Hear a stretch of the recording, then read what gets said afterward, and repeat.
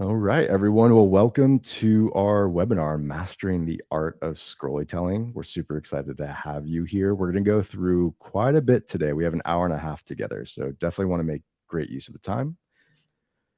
Real quick, who is on this call? So my name is Parker Tinsley. I'm a product marketing manager over here at Vev.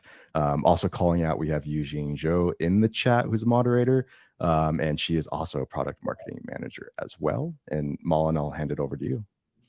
Hi, everyone. I'm Malin Cornelia. I'm head of partnerships at Vev, and I'm currently in Oslo. But I've been working in Vev with the sales team for the last 4 years-ish. So I think there's some familiar faces in here as well from some collaborations. Otherwise, very nice to meet you. Yeah. I realize it's a little mix of new people and people that have been around for a while. So again, we're going to be doing a lot today. So let us know if you guys need any clarification or anything like that. So super happy to do that. But just going over a quick agenda for today, what we're going to cover. Malin is going to give us a great intro into Scrollytelling. If you haven't checked out her piece, her article on G2 about Scrollytelling, it's really amazing. I didn't include it in the resources. I will after the session, don't worry. So we're going to do a quick intro first for those of you that aren't too familiar with Scrollytelling. Then we're going to go through an overview of scrolling techniques. And there's a really big spoiler here. When we did research coming up to this, it was really interesting to see how people really think scrollytelling is like a singular technique, when in reality, it's a combination of a ton of techniques and a ton of different tools. So we're going to kind of look through that lens. And then lastly, we're going to do what everyone loves to do. We're going to build live. So we're going to do some scrollytelling builds in the design editor today. And this is going to be a mix of sort of like the spectrum of beginner to intermediate. So we're going to kind of jump into already completed designs, show you what's kind of going on, and then we're going to kind of build from a blank canvas. And really quick, just some of the stuff we are kind of referencing today, and I have my shared screen, so I'll kind of bring it over. These are some great resources for scrollytelling pieces. Specifically, the New York Times has some amazing interactive pieces, and they have a full landing page by year that you guys can check out. We'll go over that in a second. We also awards.com. Everyone knows awards. And if you just look at the category for scrolling, you'll see a really great, some great pieces. And then pudding.cool is probably my personal favorite. It is a very strange name, but for people in the scrollytelling space, this has become a fast favorite. And they're like a data scrollytelling, storytelling publication platform, whatever you really want to call them, but they do some great original work. Fully custom code, though, I will have you know. So They're amazing. I really want to get them on the Vev game, but haven't gotten there yet. So in due time. Yeah, Awesome. they're super inspirational. Yeah. So I think really quick for the quick intro, Malin, I'll just hand it right over to you. Thank you. So I won't be chatting too much about what scrollytelling is. For some of you, it's probably super obvious, but I want to do a recap just to like what it means for us and how we define it in Vev. So basically the word scrollytelling is, as you might see, a combination of the word scrolling and storytelling, which quite literally means that might be obvious, but you guessed right. It's when you're presented a story or something visual on scroll. So scrollytelling can be a great format for several different use cases. We often see them in, for example, long-form editorial content, commercial content, but we also see it in data viz or even product showcases. So it's been a technique that, like Parker already mentioned, like the New York Times have been using since the early days, but we also see it in like Apple. And I dare to say that I don't know if this is a bold statement, but I'll get back to this in a bit as well. I see that it's almost becoming the norm in how we want to be presented content, and also how publications and brands want to present content to their users. So we've had this request for Scrollytelling. We had it 5 years ago. We're still getting the request today. So we've seen the opportunity to create, as Parker mentioned as well, not one feature, but several features in our platform that really allows creators to execute Scrollytelling in an easy way, and more often than not, completely no code, which is awesome. But why is Scrollytelling a powerful tool? So I think that it is, first of all, because people spend time on the site when it's something interesting and something new. There's interactivity, and it's an exciting way to absorb information. Like, it's more cool to see a Scrollytelling piece than to just see like black text on a white screen, right? And it's also often engaging more than one sense. Like, of course, you have to scroll, so you're actually touching something. Maybe there are like things you have to click to get certain interactivity or pop-ups, and you see animations. So it's very much engaging both your touch sense, but also your visual sense, which I think people really enjoy. And yeah, like I said, maybe it's bold, but I think it's becoming the new norm to present at least long form content in this way. And I think that's the gist of what Scrollytelling means, and why we have chosen to focus a lot on this in Vev.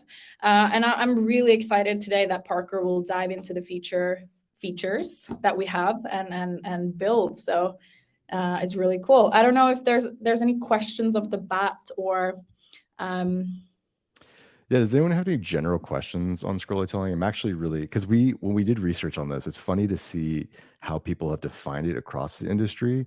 So if you guys have any questions just in general that we're not answering, please let us know. And then just a quick tidbit, Malin, if you want to turn off the chat notifications, there's a little true. ringing bell. Sorry, my bad. Oh, good. So Is Teresa it a asks, platform? Yeah, I saw that now. Sorry. Malin, go for it. You can take this one.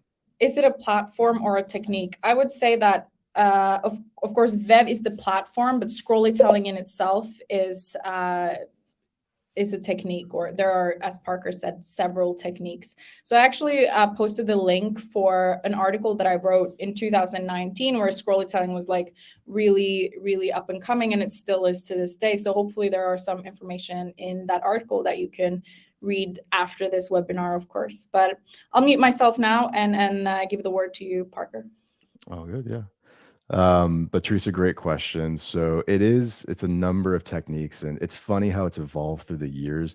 You can actually kind of point the origin point back to this New York Times piece called the snow avalanche, or the fall of snow, or something. And it was this very visual story that was done. So I like to say they kind of started it. Unfortunately, it's broken at the moment. I tried to pull it up, but New York Times apparently didn't keep it up to date, unfortunately. But they have a lot of other great examples. So what I want to do really quick is show you guys this spectrum of Scrollytelling that we're kind of calling it.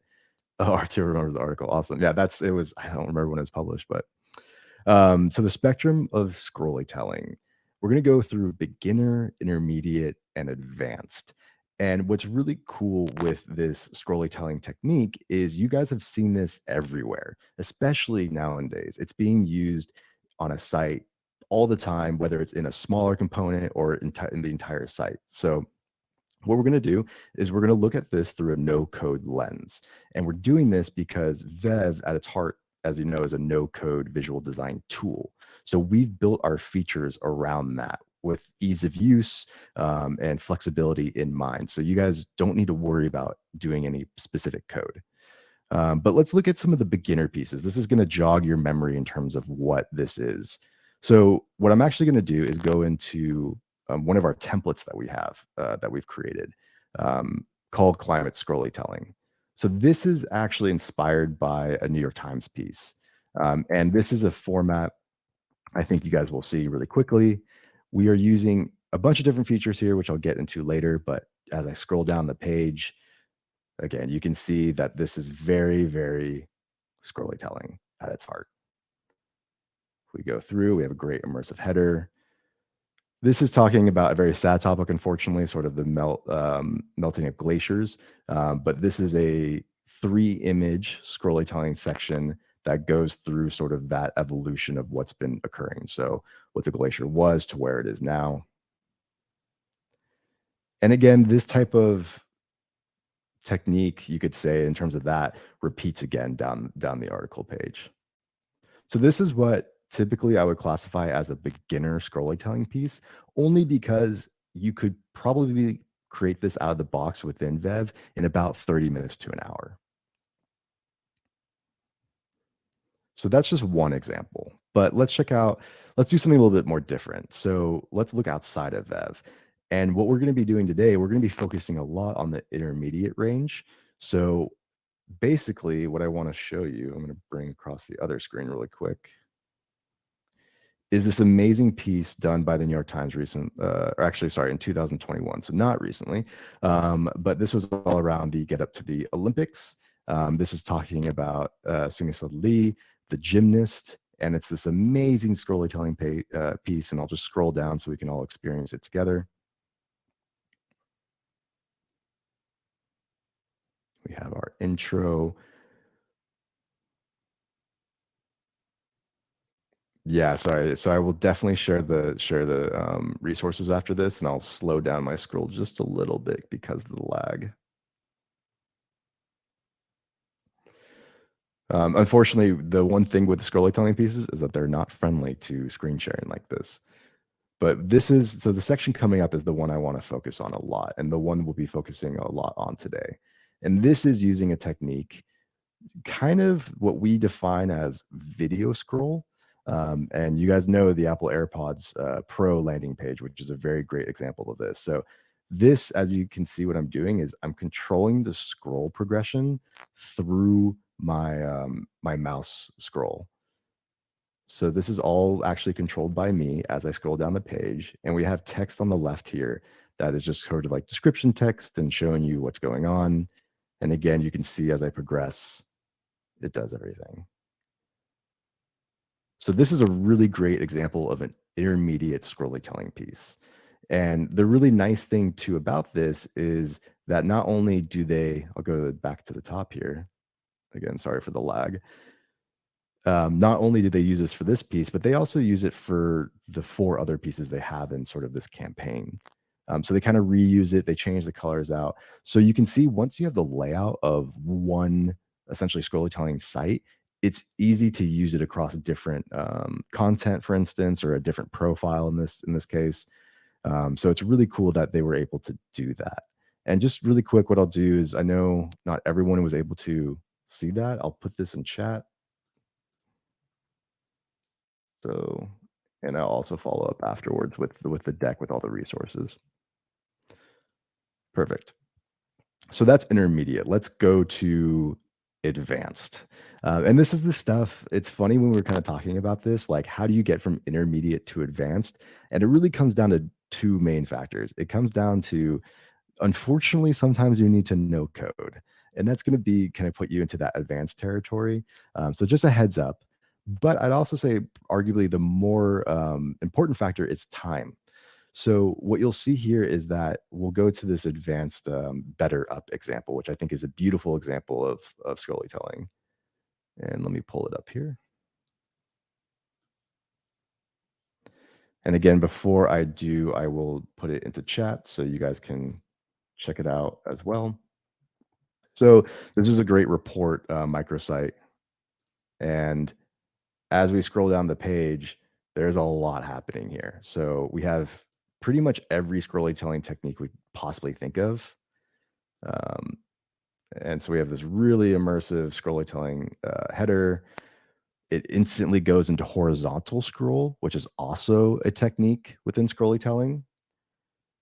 We have some things following like an SVG pathway.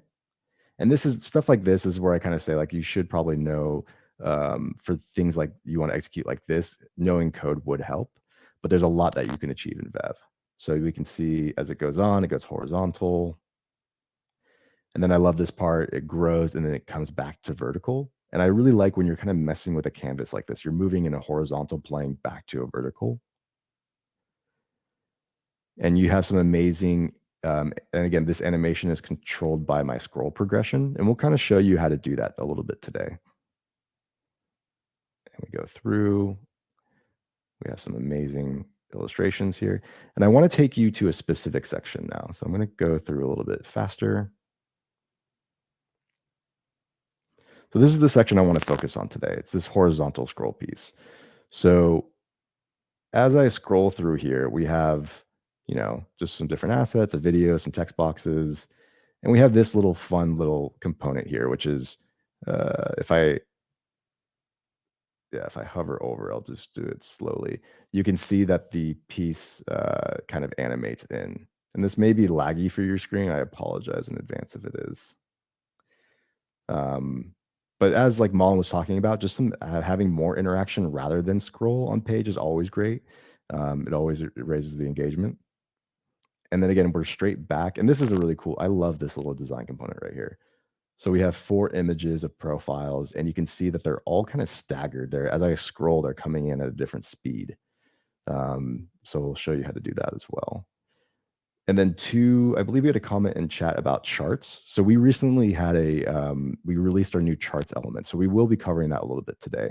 And this is great, just like a horizontal kind of chart piece. So that is advanced.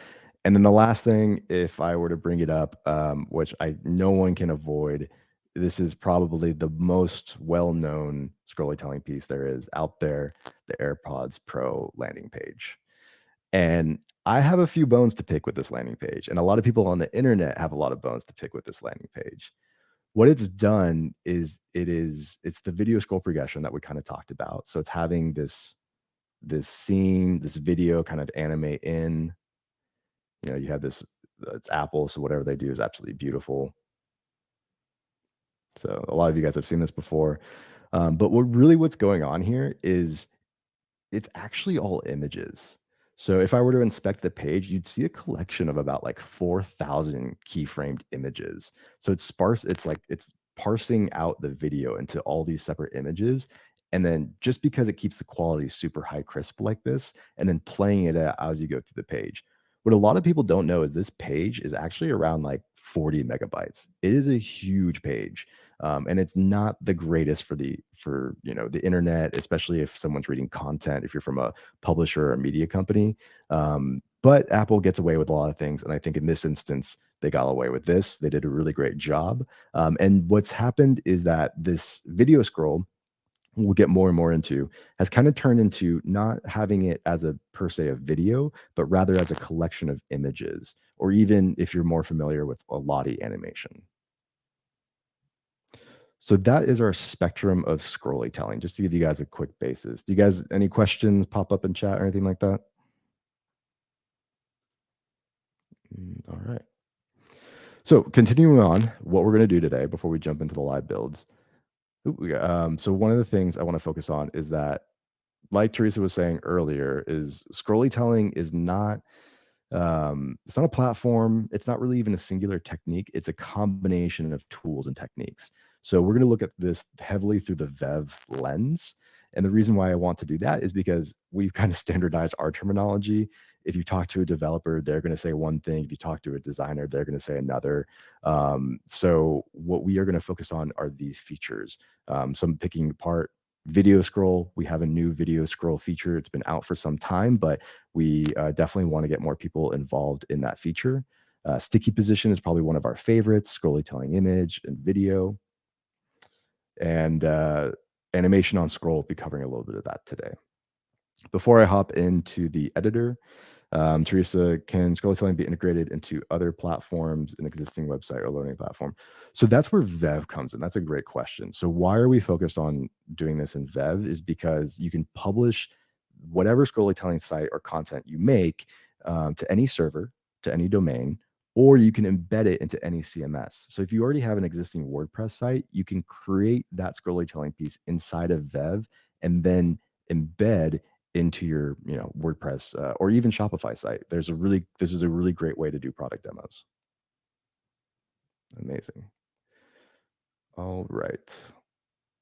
So I am going to get us all loaded up into the editor really quick. Bring that over.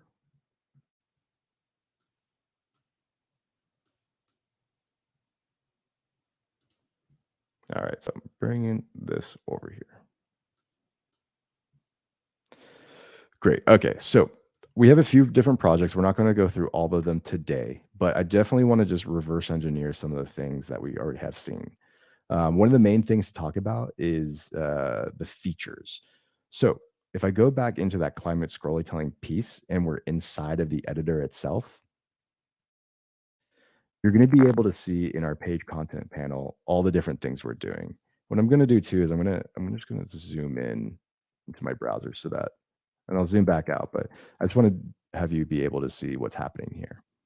So really quick, we have a couple different sections. And what we're using here is a combination of the Scrollytelling video section, and I'll zoom out of that, which is creating this effect. And the way that we've designed this is if you look into your style panel, there's a couple different things going on here. So what I actually want to do is set this to be a percentage. We'll go back to the top and I can set this to be, say, 300%. So I want to establish a height because what's happening is this section is really long. And all I've done in this section actually is just place text like farther down the page. So, down 1,000 pixels, down 3,000 pixels, whatever you want to do. And that's the really easy part about this. The second thing is when you add that scrollytelling video, which you can access through the add menu, all you have to worry about is uploading your video. That's how easy it is. You don't need to worry about anything else. You just upload and you place your text where you want it to be, and you can scroll through and you can create that experience. Same goes for the scrollytelling image. All you have to do in Vev is add that section and then add usually you typically want to add multiple sections because we're seeing like a visual story unfold in front of our eyes. So you want to do this is a series of 3 images. So I have one scrollytelling section, or image section, I have a second one, and then I have a third one. And in each of those sections, again, there's no real science, there's no really magic happening here. I'm uploading an image background for each one, and then that will create the effect of that scrollytelling kind of fade, if you will. So that's going over sort of that beginner one, and really are 2 primary tools in Vev for scrollytelling right now, which is scrollytelling image and scrollytelling video. I do want to go into a different example because I want to show you how scrollytelling can be a little bit different. So this is again in that beginner kind of territory. And we have, these are all like publicly available templates in the platform. So you guys can get started with these right away. But I really want to focus on this area right now. And this is really interesting because what we're doing as a person comes down the page is you can see that this text is sticking into place right into the center of our screen. And as we go down, we have images that are crawling up the page. And what I really love about this effect is that you can, depending on where your layers are, you can obviously have the text go on top, beneath, wherever you really want it to be, to create kind of a really cool effect. And this in itself is a scrollytelling technique. It's just one of many, really. So really quick, breaking this one down. Again, there's no real magic happening here. It's really funny how easy this is. So what we've done here is we've created a very long section, which is very typical with scrollytelling. And we've used our sticky position add-on. Again, this is all available through the add menu. You just search sticky position and you can follow the menu that we have here. So basically what I'm telling this text box to do is I'm telling it to stick when it's 300 pixels from the top, and that's creating it so it's right in the center. If I were to do 50 pixels, it'd be more to the top. If I do 700 pixels, it'd be more towards the bottom. I'm also saying to stick to current layer. We have different options like stick to front, stick behind everything, but I'm doing current layer, and I'll show you why in a second. And then how long you want it to stick. And this can be, you're going to have some trial and error here. I set it to 3,000 pixels based off of the section height. You're going to need to figure out what works for you. You can also do this by until bottom of the entire page, or you can do this to a certain element, and you can call that element essentially in this form field here. So let's go back to distance. So again, why I've stuck it to the current layer is because you'll see that I have in my layers right here, you'll see that I have it right in the middle, smack dab in the middle. And that's what's creating this effect of it going above and behind, or in front of, I should say, in front and behind the images. And I just really love this technique because it's super simple to set up, but it's so effective. It's just a really great kind of design technique. So those are the two beginner pieces we wanted to cover. And I think for the time remaining, we're going to go straight into intermediate building. So we're going to build live. I'm going to show you what we're going to build first, and then I'll go into it. But I do want to pause for a second. Does anyone have any questions or anything like that thus far? All right.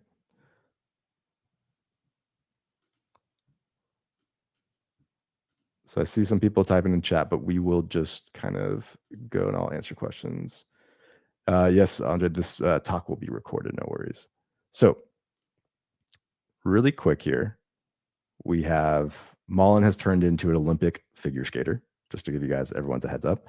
And what I'm going to do is I'm going to toggle the visibility of this frame first. So this is what we're going to build today together. And if you go to preview, so I'm going to preview it. And this is really based off of the New York Times Olympic piece that we saw. This is pretty much sort of a re-envisioning of that inside of Vev. So we have this amazing video scroll. We have it, this great sort of like fade of this nice color. And again, we saw this in the Olympic example. And this is just, again, like I said, a re-envisioning inside of Vev. We have a nice quote with an animated title. And as we go down even more, so this one is exciting. And if anyone who here, I'm just going to stop right here. Does anyone know what this is? Because I'm about to show you. But this is our newest feature. If you guys saw our newsletter, or if any of our social, or even in the platform lately, you probably saw an announcement about this. Yep. All right, people are getting that. Thank you, Thomas. So this is our new 3D object. So this is, I think, I was having a ton of fun testing this thing. And what this is at the end of the day is you can upload your 3D model. And we only support a GLB file format right now. And that's because GLB is usually for AR models or VR models. So they're really web friendly. So just a quick note there. But really, this is a good example of what the 3D object can do. So we can rotate in space. I can even choose to zoom. And I think the most powerful technique here is we have the ability to surface up hotspots. So you can surface up hotspots and you can get more description. So I'm not a figure skating expert at all, but I know that this is the blade, or no, this is the edge, that's the blade, and this is the toe pick, for example. So you can add more info about what each one does. You can even do stuff about the boot or whatever you want to. But this is just a really great way of just having a different design component in there. And it's super easy to set up really quickly. All I've done here, which I'll go into, is I've set the element in there, and we have a full different menu for 3D. So you can add your files here and do everything. So I know we want to get to live building, but I would just want to show this really quick. This is the last thing I'll show, and then we'll go to live building, I swear. This is something that it's something near and dear to my heart. It was one of the first features I actually requested while working at Vev, and it was so amazing to see it come to life. So this is our video scroll section. And this is doing what Apple was doing in a much easier way. You can upload any video and you can have it progress on the user scroll. And this everywhere, if you look anywhere, any sites, this is one of the most commonly used scrolling techniques. And the reason why it's so powerful is because not only can you get this on the web format, but you can also create a fully custom video. This is just a stock video for reference. But if you were to create something that's really unique, there's a lot of things going into, I saw a really great New York Times piece on the study of the sneeze radius. So how, like, again, when the pandemic started, how the reason why we were wearing masks and how far a sneeze kind of interacts with people around you. There's a really great kind of 3D video of like what was going on, and it had text explaining it as the video progressed. So really quick, how easy that is in Vev. Again, like I said, in the Apple AirPods demo, it was a collection of 4,000 keyframed images. And in other platforms and other no-code tools, they also do a way of doing a Lottie animation, which we're looking at supporting as well. Again, the only benefit to images and Lottie is really just because you do get crisper uh, quality, but I would say that like you're in a no code way, it's really, really hard to set up. So what we've done is we've actually just made it super easy. We've added a video scroll section, which you can call up in the add menu. Big surprise there. And all you need to do is just add your video. So you just drop your video in. It can be any, we have just some stock ones here. It can be any video, and everything is done automatically for you. There are a few other settings that you need to know of. So, when do you want the scrolling to first start? So like when the section starts to be visible versus when it's first visible. So what that means is that if it scrolls to the top, I'll show you the difference really quick. If I just do visible, it'll start right here when I still have this color in this section. And you can do that if you like that. For this one, I've just chosen it to start on section starts to be visible. The other thing is that obviously you want to turn on sticky position for this. Again, calling out some other things, the section height in here is really tall because really big because we want it to the height on the section actually kind of controls the duration of the scroll. So I'll kind of get into that when we build it. And then smoothing percentage, we have 7. Again, that's just affecting if we want it to be smoother scroll or just a little bit more reactive to your mouse scroll. So with that being said, we can now get into building. That's pretty much it. And I'm excited to take you through. And if you guys do want to follow along in the editor, please feel free. And if you guys encounter any issues, hopefully I can help out live. So what I'm going to do is I'm just going to stay in this project. A few different pages in here, and just because I'm looking at different things. Anyways, so let's say I'm starting from a blank project. And this is great. So we have some new people in here who don't really know Vev that well. We have some other experts. So the first thing that we always want to do is add a section. So we're going to go and add a section. And in this case, I actually already messed up. What we want to add specifically is a Scrollytelling video section. I want to come in here, and I went ahead and I've added that directly onto our canvas. And I'll zoom out a little bit. So this by default is the Scrollytelling thing. And the reason why is because reason why we want Scrollytelling here is because we're going to create that really cool intro effect. So if I open up the menu, the first thing that I want to do is I want to set our video, which I believe is this one. Perfect. I do not want to show video controls because I want this to be just a design component. I don't need any, I don't want to hear sound. You can if you want that to play. And then I do want to loop the video, so I don't want to toggle this at all. The duration here, this is the like an animation. I think it's fine set as is. And again, just knowing you can do this. I like to do Scrollytelling video and Scrollytelling image in percentage. So what I'm actually going to do is do this to be about 200%. And so I'll go ahead and preview that really quick. Oops. I need to refresh.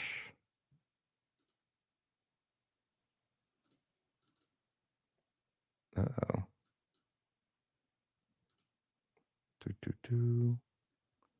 Changing some stuff up here really quickly.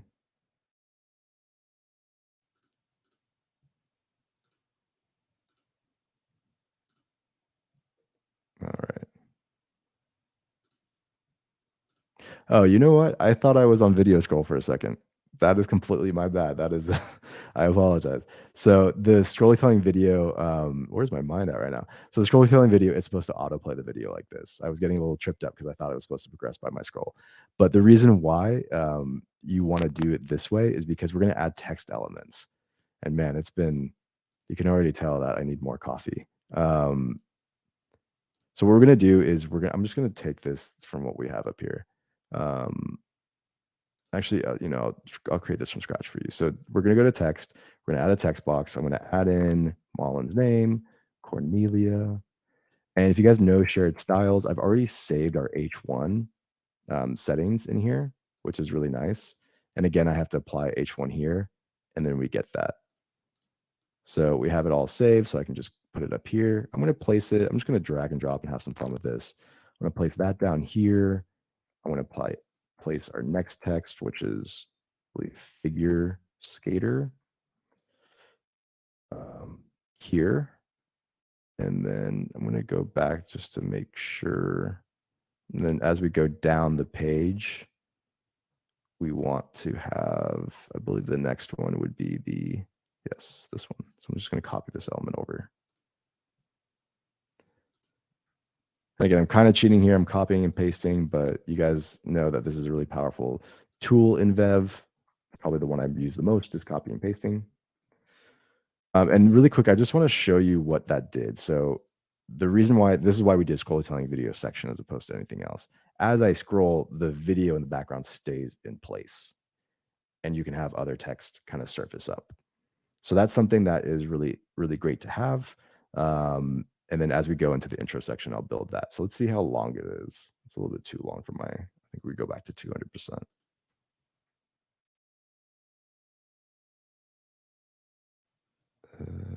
250 apparently is the magic number. All right.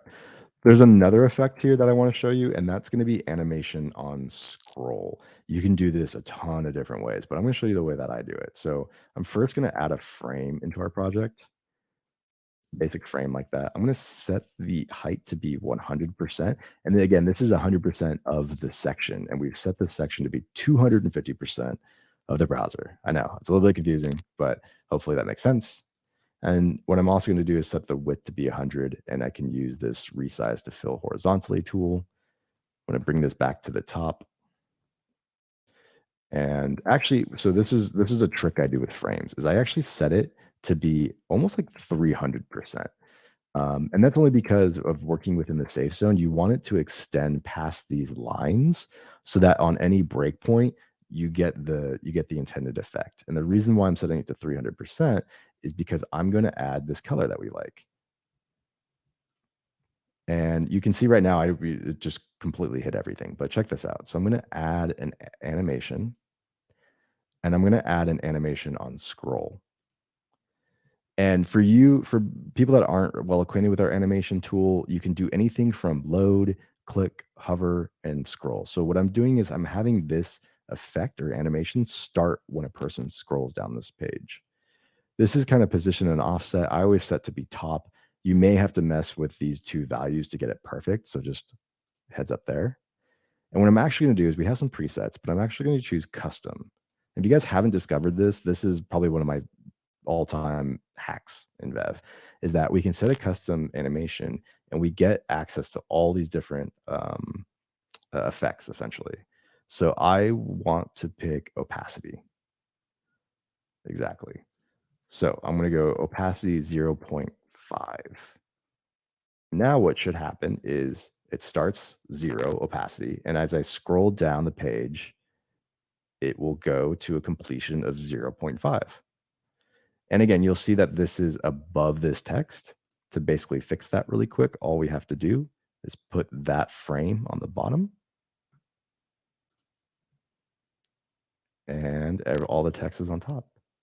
And we get that nice little fade. And this can be done with a lot of things. It can be done with illustrations. It can be done with elements. It can be done with really, but in this use case, we're just kind of having this overlay kind of fade in. All right, amazing. So the next part is going to be, I believe, just this intro here. So I don't want to take up too much time on this. I'm just going to copy and paste this section. It's pretty basic. Basically, all I've done here is I've added a section, so just a regular section. I've added our background color. And just so you guys know, if you guys aren't well equipped with the type tool, this is a drop cap. So you can essentially just take any text in here and assign a drop cap to it. And we have a new, you'll see this in the style panel, a new kind of thing pop up. And you can go into here, you can change, you can change the size of the line height to whatever. So super easy to manage. Here, just remove it. Cool. So let's move on to our next section. So this is interesting, and this is something I'm going to start from scratch. So this is kind of Scrollytelling, kind of not. This is using our animated titles. And I'll just, because this has the styling and everything, I'll keep it. And just to set this one up really fast, which is pretty easy, we can go to video. I'm going to show you something cool where I can drag and drop on this. I already know I want this video to be in, I like to do pixels for videos just because of the aspect ratio. And what's really nice is that then I can lock this aspect ratio by choosing this tool. And if I drag up and down, here you are, it just stays right there. So if I put in 500, it just locks it and I'm fine. So I'm going to put this to the left here. And this is becoming really, animated words. This is becoming a really popular design kind of component. And you would think you would do this through the animation tool, but you actually, because it's being triggered on each word, we need to create a custom component for this. So if I go into here and if I just say, hey world, this is Vev, it is great to meet you. You can see that we have it fading in word by word. That looks kind of PowerPointy to me. So I'm gonna do some stuff to make it a little bit nicer. So I'm gonna choose, we do want it to loop. If you want it to run once, so it just runs once and then just stays there with the text, you can choose that as well. A delay, we don't need to set that. A loop delay, that's fine. I want to fade out word. So instead of pop-up, I'm gonna do fade in. And that should create like a nice little, really nice effect. And then from there, like, again, what I really love about our animations in general is we always try to adhere to the same principles. So we have this amazing easing menu. So if you don't like the way it eases in or kind of animates in even more granularly, you can go in here and you can change the easing. I don't recommend doing steps, but that's what steps looks like. So I usually stick it to linear quart. I think this one was maybe Expo in the beginning. We'll do that one. And then from here, we just kind of add our, we just kind of add our font family. So I believe I had a like. I chose it to be white, and we're going to bring it down to probably like 32. That makes all the difference in the world. So basically the way you would want to do this is this could be a title. This could be a header. It could be really whatever you really want it to be. In this instance, it's almost like a quote from the athlete. So that's why we're kind of placing it in here. And again, sorry, for the video, it's super easy. We can just add in this video. And again, you do want to specify a custom poster image. So you just would have a JPEG of this initial frame, just so that when it's loading, there's something there for the user to look at. Even though it's only going to take like half a second, even less than that, it is best practice to put a custom poster image. And Arturo, just really quick, I'm seeing your question in chat. So we are building for desktop now. And I realize that not a lot of people are too familiar with Vev, but Vev is a platform you build for tablet and for mobile. And you can do this responsively, or you could do this adaptively. And by adaptive, I mean, we can come in here, this is a perfect example. We can change the video to be here. We can even change it to be, we can even unlock the aspect ratio if we don't want it to be that big. And we can change it here. And this will only affect our mobile breakpoint only. If I go back to desktop, you can see it looks exactly like we set it in that first one. So again, Keep in mind, we're only building for desktop today, but once you're building responsively, we have a lot of layout features to help you with that. And I think we're going to do a separate. We did do a webinar on our layout features, which is on our YouTube, but we will probably do a separate one on building responsively because that's a very commonly asked question. Cool. So moving forward, we have our 3D object, and oh man, this one's going to be. I love this one. Okay, so this is like our newest feature, so I'm super excited about it. It's always like the new shiny toy. So I'm going to add a section. I'm going to come in here. I'm going to give it our background color. And again, what's really nice too is just like a small little hack. If you can save your swatches down here, so you can just save that, and then you get your whole color palette. You can also set workspace color palettes, but I usually just go for swatches. Nice. And now we go here, and now we put 3D object onto our canvas.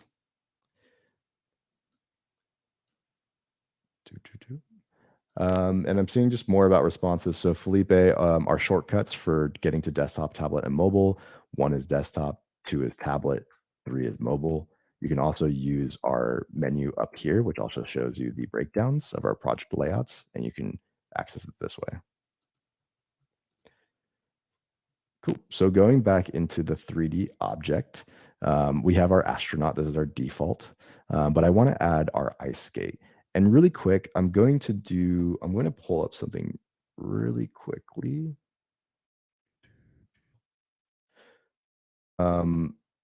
So where I've actually gotten these models from is Sketchfab. So I'm going to bring this over here. So if you guys are familiar with Sketchfab, really quick, it is the leading platform for 3D and AR on the web. And it's a really good library marketplace for 3D models where you can buy them. You can actually, I think, reach out to artists to be able to do them for you. And so it's a really great place to be able to do that. And that's what I've done. I just looked up ice skate. I was able to purchase something very, very cheap just for this demo.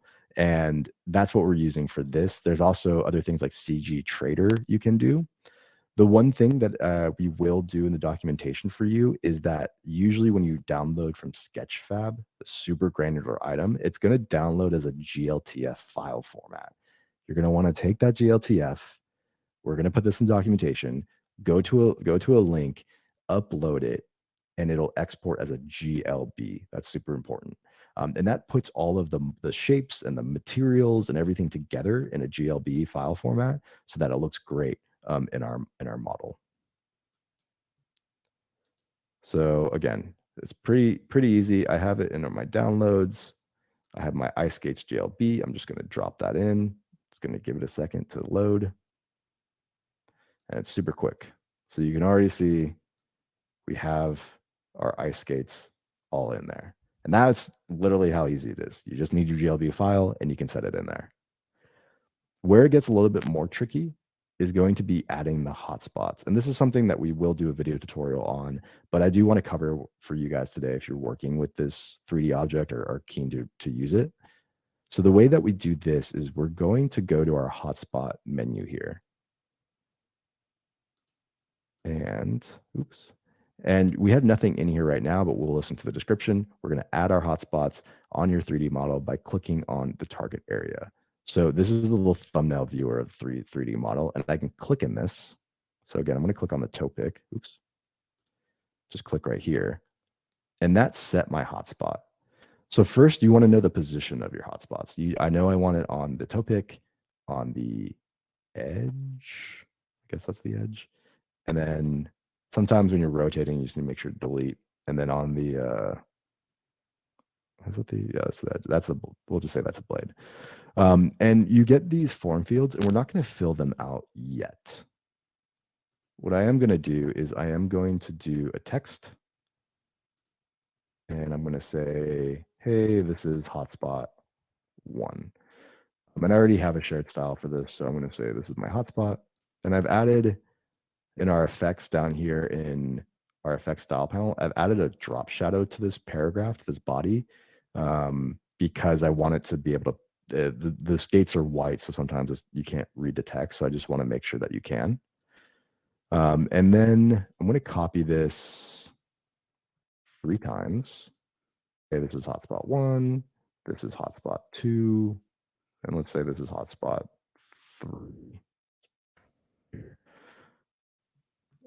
So now what we're going to do is we're going to give it a custom class name, and classes, like, you're not really able to do in Vev, but what we do is you can name any element to a specific name, essentially. So what we want to do is we want to go into here, and in the player panel, I'm going to name this blade, or no, I'm not. I'm going to name this blade demo because we have the other page and I don't want to conflict.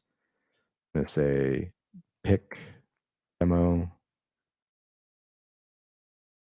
and I'm going to say edge demo. I'm going to go back into our 3D model.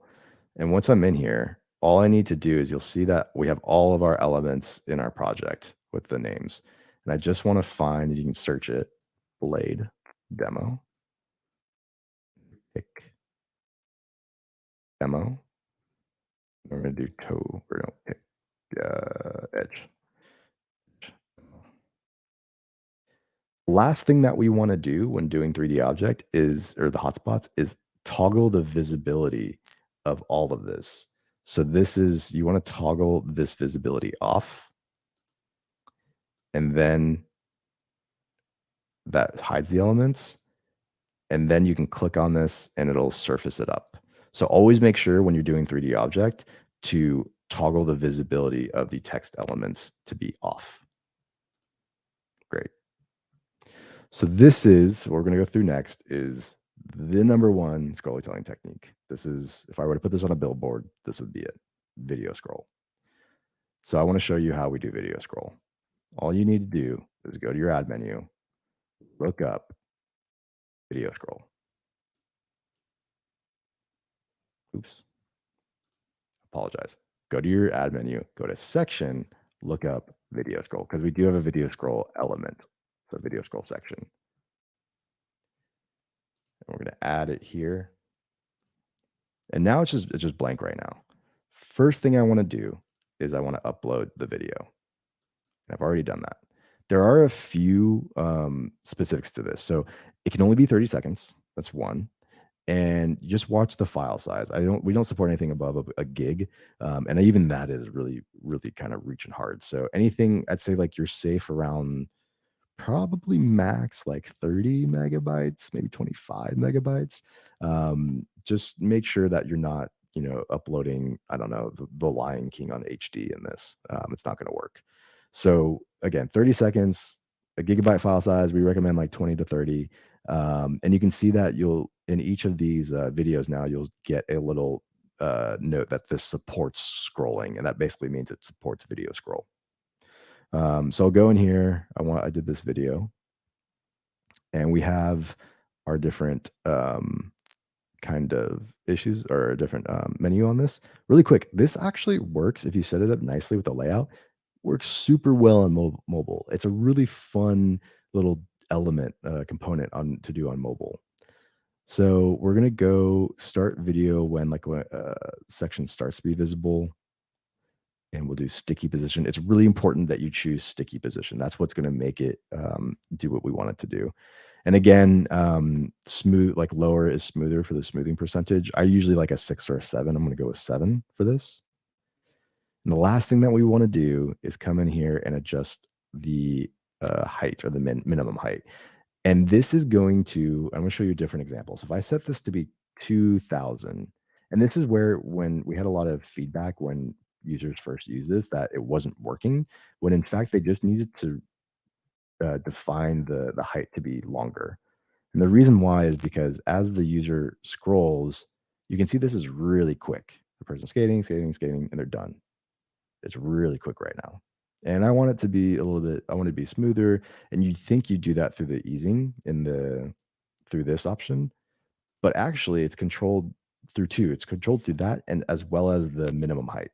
So I'm actually going to set this to be, let's see, 8,000. As the user scrolls, and you can already see how much smoother that is. It's elegance, it's grace, it's everything in between. Malin is an amazing figure skater, apparently. So this is why you want to control the duration through that. So really it's a combination of two factors. It's a combination of what is your smoothing percentage going to be and what is your height of your section going to be. And again, like I said, you can do adaptive techniques, which means that this height doesn't need to be the same on mobile. Some people don't like a long scroll on mobile, so you can set it to be faster on mobile if you'd like to do that.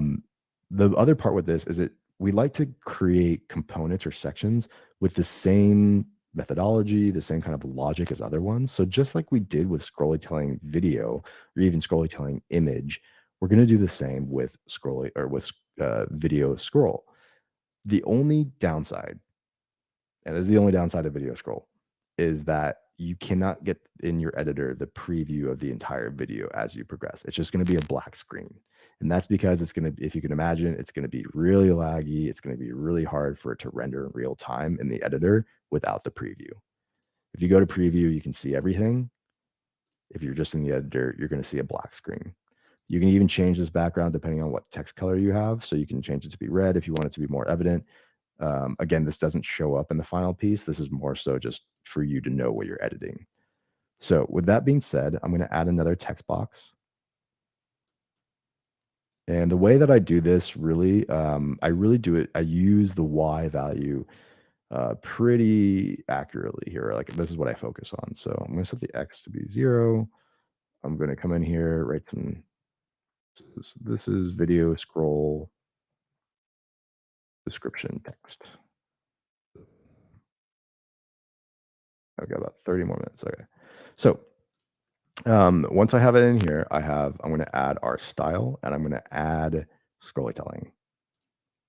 And again, it's just like that's the style. We have a little bit of a shadow on that with the effects that we do through adding an effect here to you can do it to the paragraph or to whatever heading you have. And now what I don't want it placed here because this is kind of ruins that effect. I want this to be lower down. And this is where the Y value comes in. And I don't typically, some people like just will drag and they'll bring it down here or whatever and kind of do it that way. If you really want to be accurate, you should use your Y values. So I'm going to do 1500 here. Go back to the top. And so we get her skating into the scene. And already say like we want to say like, this is Malin gearing up, ready to jump. She's focusing on where her toe pick is on the ice, for instance, because I know that's how you get a jump. And that's something that you can say in this description text here when it happens. Again, we're going to add some more text. So I'm going to copy this element, copy and paste it, bring it back down. And I'm going to add this to be like, let's say like 25. And then I come back down here and we get more text. She's going into, if anyone knows what this is called, please speak now because I am not a figure skater expert. I have no idea what's going on. But she is rotating in a spin. And then we'll add one more. And we will go down to maybe like 5,000. And as we do that, we get 1, 2, and where's the 5? There it is, 3. So that's how you set up the text in your video scroll. And not only can you do text, you can do images, you can do realistically any element inside of Vev. But I would say I would caution you. Oh, that's a harsh red for my eyes right now. Let's go back to black. I would caution you that just to be aware of how it performs. So just because you can do it doesn't necessarily mean you should do it. So always make sure to check out QA your final piece. Make sure it works well. Again, you can use other elements. You could even use charts elements, even technically 3D element object. But should you do that, it's kind of up to you. Perfect. So Parker, actually, I have a question on the scrolling video. So do we have a standard width or does it not matter too much since it scales up? So that's a good question. So in terms of the video that you're uploading, oh man, all my video editing is coming back to me. 16:9 aspect ratio. 1080p is usually like what you want to aim for. And the nice thing is that the way you upload it, it will condense the file based off of that. So it'll still operate really nicely. Do not upload 4K probably. That's going to be a huge file size. And I would argue that 720p 1280 by 720 is maybe a little bit too small because on larger desktops. But it's a great question because that's also, unfortunately, that's a little bit of the sacrifice you get with this ease of use. Is it's super easy to use. Sorry, but it might not be as crisp as say the Apple example. But the thing is that you can use this and tailor it pretty easily to your needs.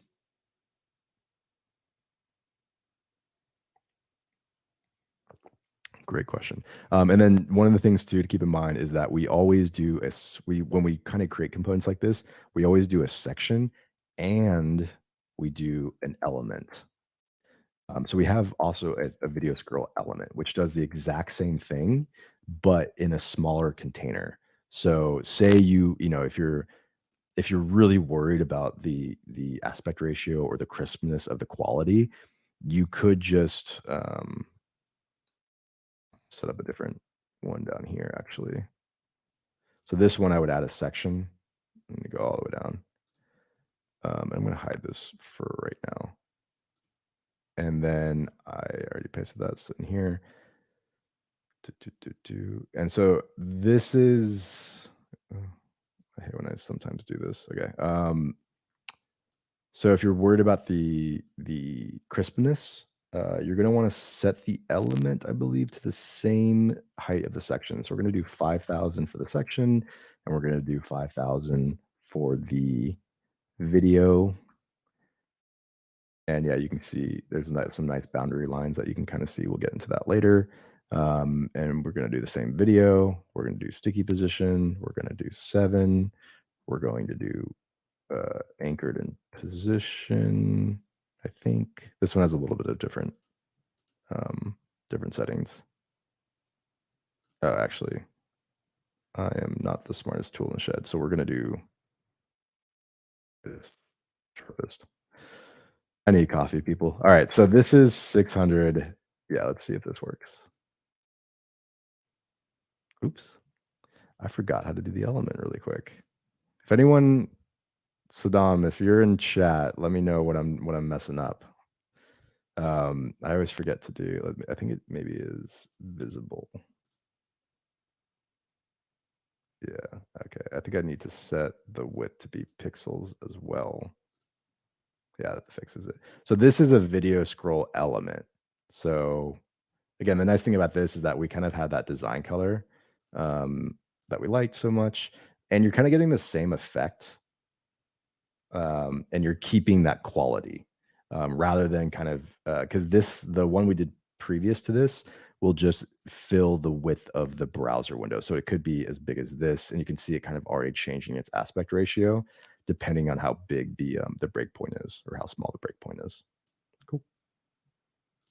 That was a very long-winded answer to your question, Malin. I apologize.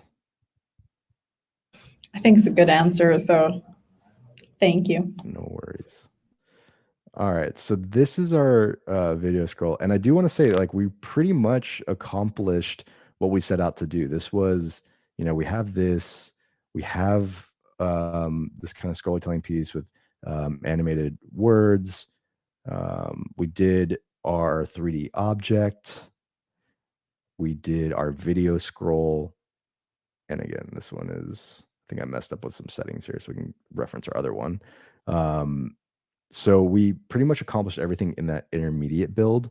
Does anyone have questions about this one? Otherwise, I'll move on to one that has some charts and a little bit more of illustration features.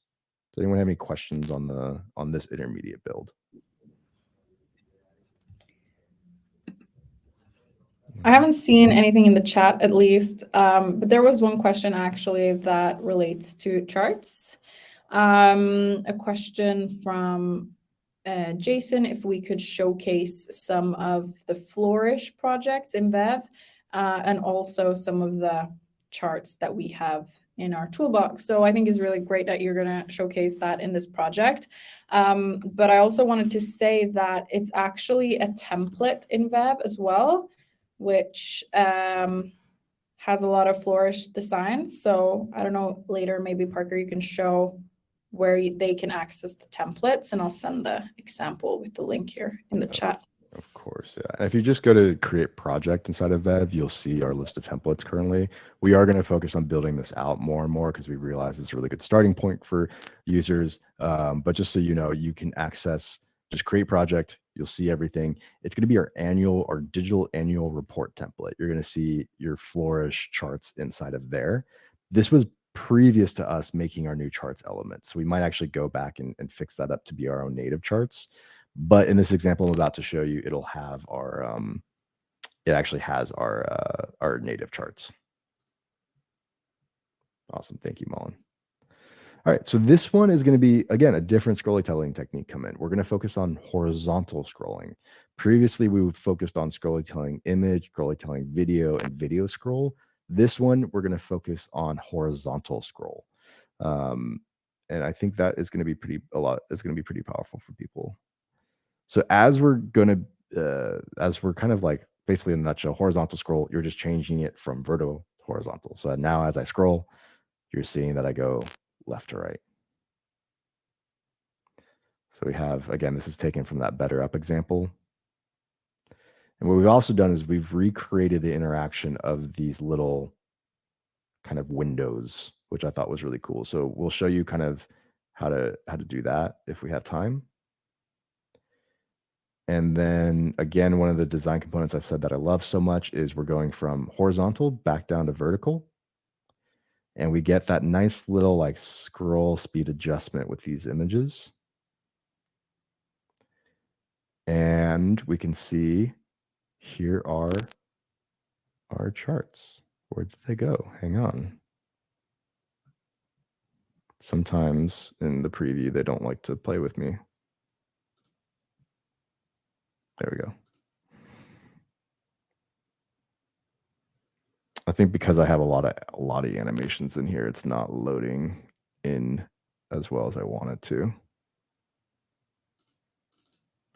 This one is a bigger file. So let me do this. Let me do that. There we go. Okay. We are back. Okay. So this is our charts. And again, we built the charts element to have interactivity in mind so that when a person hovers over it, they get the, whatever it is, the legend and the value, for instance. I took this chart from a different example project, but it's talking about the rise or the growth of developers from 2018 to 2030. So just a heads up there. Cool. So I'm going to go into basically how to build this.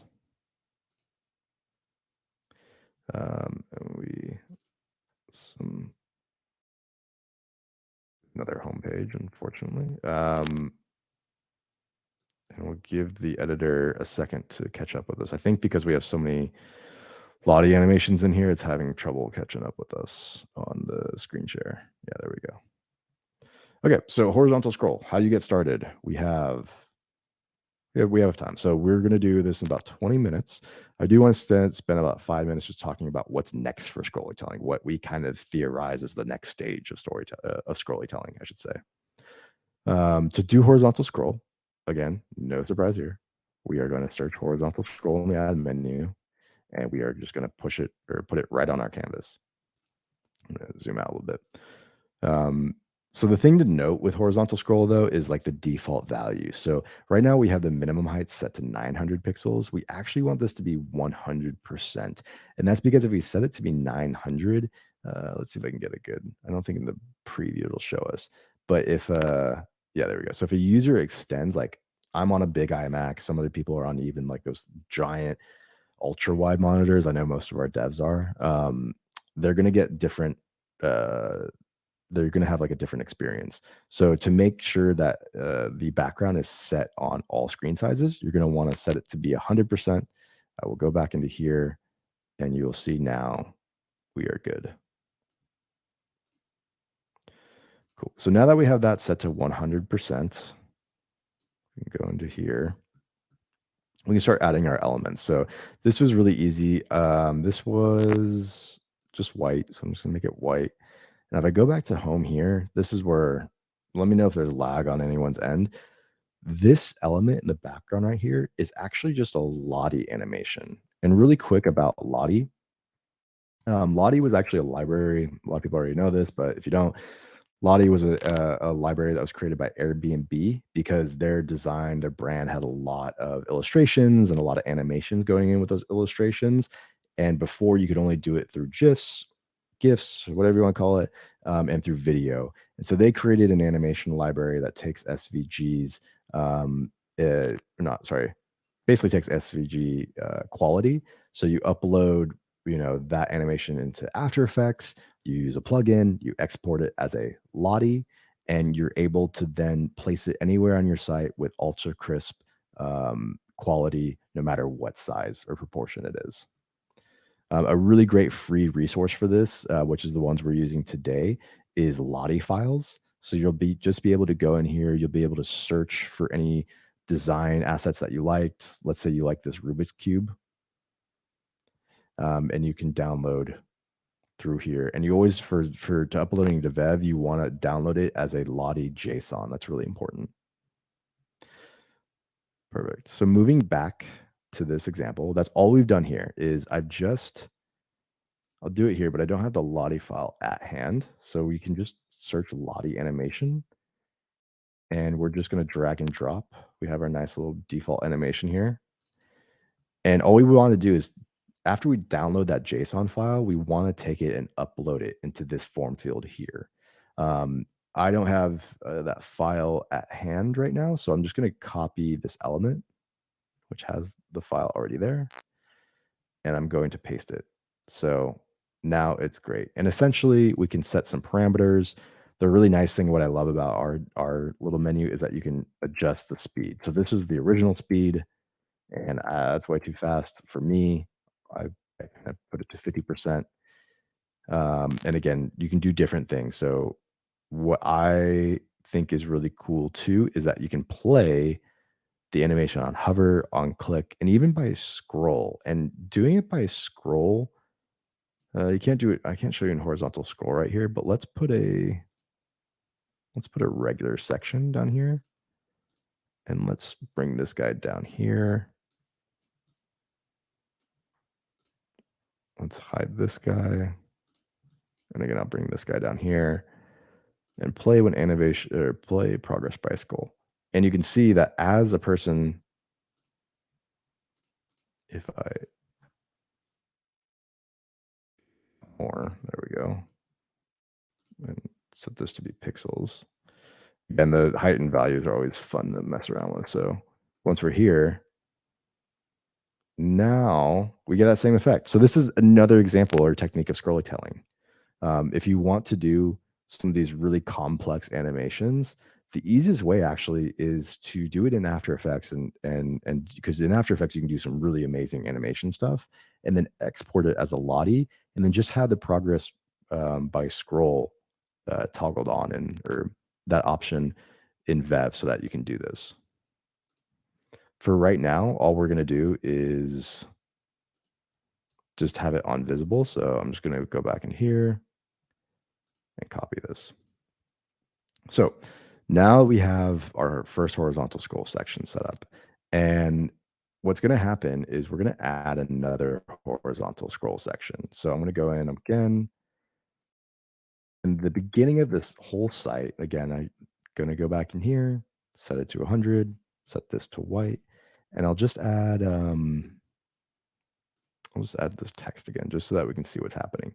So what happens though, really quickly in the editor, is that when you first do this, it's working now, but sometimes what happens is that the scroll still stays vertical.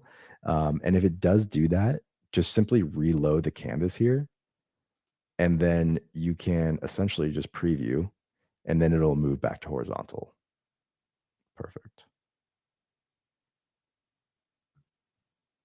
Awesome. So that is the first thing. Let me remind myself about what is the next one. So I'm not going to, just because of time, I'm not going to focus on these kind of smaller elements. You guys know what this is. It's a video and it's a text element, so no surprises there. What I'm going to do is I'm going to build this. And this is really cool because it's using a lot of our new layout features, which I love so much. So if I go back down to here and if I say, I'm just copying and pasting this right now for reference because I'll build it over here on the right. But reverse engineering this, I have frames within frames. And the reason why is because there's a couple things happening. We have our main frame, which is housing everything. We have our frame, our background frame, you could say, or our starting frame, which is this number one envisioning. And then we have our technically our third frame, which is another Lottie animation with text on top. And basically what I'm just doing is I'm setting an animation on hover so that when the person hovers, the frame 2 just moves vertically 1000 pixels up. So once we have that set, I'm just going to recreate this. So the first thing is I want us to create a frame. Actually, the first thing is I want to create a rectangle. I apologize. That'll be easier. I have my rectangle. And I'm going to set this to be pixels. I'm going to do this to be 320, maybe 350, and 500. A little bit bigger than the other one. Yeah. And I'm not going to get that effect, that curved effect, I'm actually not going to apply a border radius right now to the rectangle. What I'm going to do is I'm going to group this into a frame now. So I'm going to Apple G, Command G, and that's going to now put that rectangle in a frame, or essentially a grouped layer, essentially. Now I want to apply my border radius because that's going to apply to the entire frame, and that's what I'm looking for. I'll do that really quick. And I'll say, set this to be 25. You won't see any changes right now because it's still, you'll see the rectangle is still square. But if I choose on clip content, which is this one up here, this is really important. What it's going to do is it's going to clip essentially that content that's within the frame container that I've set. And because the frame has a border radius, it's going to do the same thing for everything around it. So I think I had like, let's say 200. Yeah. So now we can see the rectangle itself, it's still square, but because it's clip content and the container has a border radius, that's why it's being applied. So really quick, we have our main frame, we have our rectangle. Just to be able to speed this up, I have our color.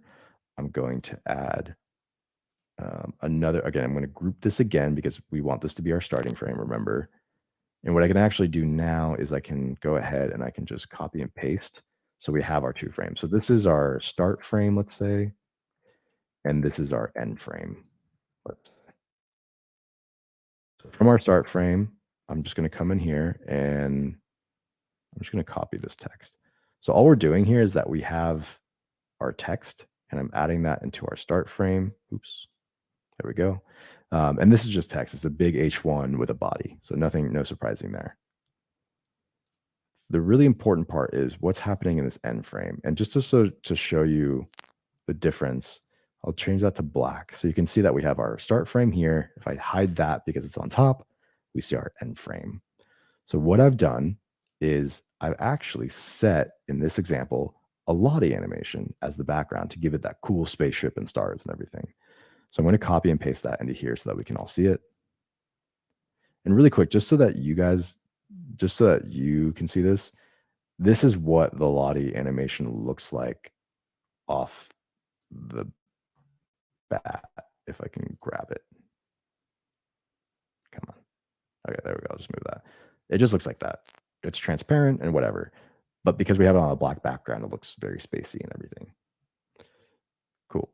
So from there, now it's up here. I'm just going to put this back into the end frame. So just make sure our frames are good.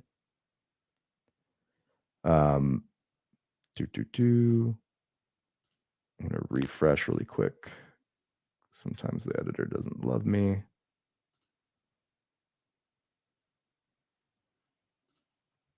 All right, now I need to track down this is why I like X and Y values, because I need to track down where our Lottie animation went to. And I think it's because I messed up and used a different one. So I'm going to just do that process over again. I'm going to come into here. It's in there. That is perfect. I'm going to add it to the end frame. And it's on top. We are looking good. So I'm noticing a little bit of funny behavior. Obviously, the end rectangle is not set. That's why. So the main container, I want this to be in pixels. So make sure to set your main container into the pixels that you want, and make sure that your frames are set to be, I believe 100%, so that everything looks good.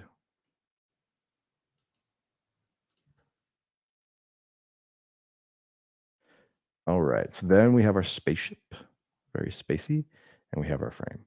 So let's getting down to time, but let's do the animation. So all I want to do is I'm actually just going to go to the start frame. I'm going to add our animation, and I'm going to do this on hover. We already did scroll. Remember, that's through scroll progression. We want to do on hover, and we want this to be on, again, custom effect. Instead of opacity, we'll do move vertical. And you can see, we can already see the effect of what's happening. Right now, I'm going to do -1000. And you're going to want to change the duration so that it's a little bit faster. So 0.5, let's say that much. And I'm going to hide this so that we can see this in all of its glory. So let's go down to that section. Oop. Oh man, I already spoiled it. But yeah, there it is. So we did our frames, we have our animation, and now when I hover, we have that animation. So, and if we just want to add some text on top of that with a more description, it's as easy as just adding text in that second frame. So if you guys know animation techniques well, especially in like After Effects, things like that, there's a lot of crossover when you're doing this and bringing it into Vev. So it's really cool. Again, we're mixing scrollytelling techniques with our just like basic interaction techniques. So that's how you do that. And it's all really the reason why this works, as opposed to maybe it doesn't work in other platforms, is because of clip content. What clip content is doing is it's making sure that because that frame is moving up vertically, you're not seeing it. Normally you just see it above here, but because it's clip content to that container, it completely hides all the stuff that basically is overflow. That's basically the CSS property that we're kind of using with that. And for the most part too, I'm so sorry. I really wanted to go over charts, but I only got 5 more minutes. So I don't think I'm going to make it, but we will be doing, so just to give some small announcements, I think we're going to kind of button it up here, but does anyone have any last hanging questions? And then I'm going to go into basically some stuff to look forward to in the future, as well as like what we think scrollytelling can be in the future. Cool. So Christian says, I'd like to know which analytics, scroll depth, etc., one can get from a Vev experience that is embedded on a website. So that's a great question. And really to answer that very simply is that we have integrations with Google Analytics. So you can add it directly to your dashboard there. We don't do analytics out of the box. We also can set up, GTM tagging. You can set up segment events for specific things like scroll depth and stuff like that, even though I think you're able to do that in Google Analytics, but you can track more like interactions, I believe, through setting up a certain event. So everything is pretty much trackable in Vev, but some things you're going to have to know how to use the platforms. And thank you very much, Malin, for doing that. All right, keep the questions coming, guys. I'll answer as many as I'm here, or as long as I'm here. But I definitely just want to wrap up this conversation on our Master the Scrollytelling webinar. But one of the things I really just want to talk about is like what's next. And really, this was really fun to think about. And to be honest, like very, very interesting space. And scrollytelling really is, at the end of the day, web experiences are vertical and horizontal. But what's really becoming a lot more popular, and what's evident recently in this Nike LeBron James experience, is the concept of open free exploration. And again, this is not done with no code. This is fully done with code. But I think what the no code space will take away from this is setting up a scene or a canvas or a breakpoint or a layout to be able to accomplish something like this.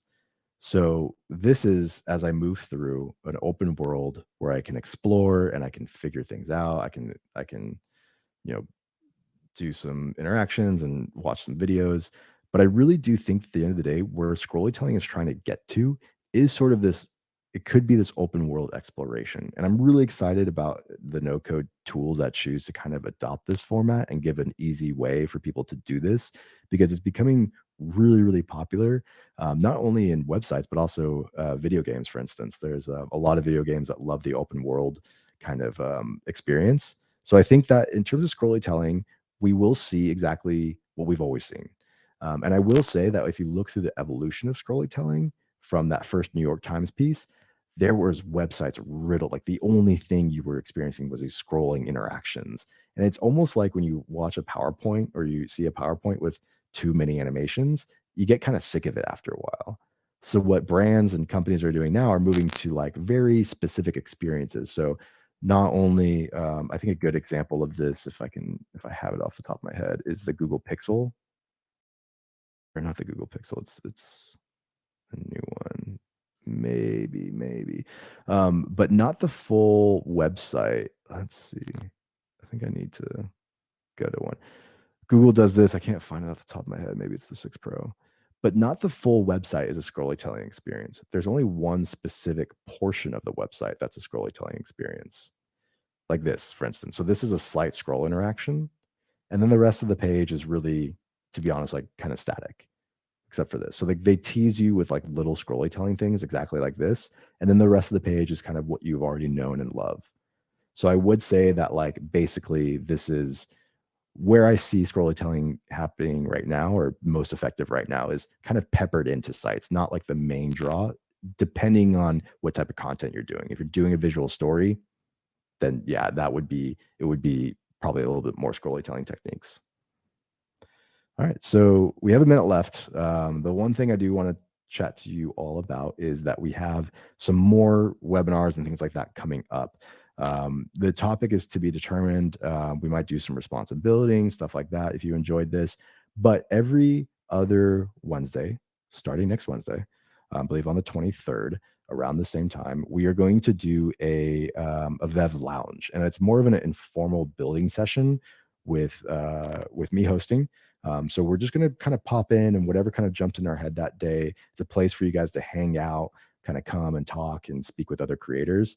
And I will just be building live some really cool things, and then I will answer questions. The first thing we're going to focus on next week is actually spline. So we talked about 3D object today. We'll go into that next week a little bit too. But what I'm really excited to do is also show you how to make 3D and to be able to embed it into Vev, or bring it over into Vev using this new spline 3D tool, which is completely free, by the way. So that's what I'm excited to talk about next week. We are at time. Does anyone have any other questions or any closing thoughts? Malin, I don't know if you wanted to jump in. No, I think it's been great engagement in the chat during the session, so that's always fun. As we mentioned, this will be sent out so you can watch it on demand. And we hope to see you in other webinars, and especially in the Hangout or the lounge. The lounge. All right, guys. We'll see you all next week. We'll send out a reminder about the lounge if you want to participate, as well as our future webinars. So thank you all for taking part today, and it's exciting to see you all.